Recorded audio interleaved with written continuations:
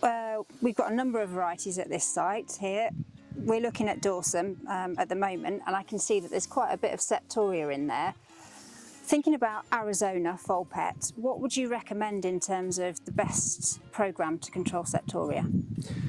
I think it definitely depends on what risk situation you're in, what variety you've got. I mean, this is dorsum, it's a 6.4, it's moderately susceptible to septoria, and on here it was September drilled, late September drilled, so that makes it riskier.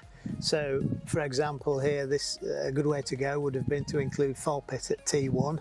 Certainly if you're going to include it once, T1 is the best time to go, with Arizona at 1 to 1.5 litre in with partners.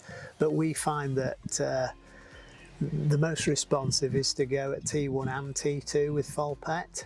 The T2 giving you that extension of greenleaf area and that upper canopy and prolonging it, and then maintaining the canopy to capture sunlight. You know, if high radiation is there, then we really want to maximise that. We don't want treatments kind of running out of steam before the crops are nesses, so you can really do well by including Folpet and hanging on to greenleaf persistence. Okay. And then, so you mentioned this as a 6, so you know, a medium sort of resistant variety. Further down we've got Skyscraper, which is much more susceptible to septoria. What would you recommend in that scenario?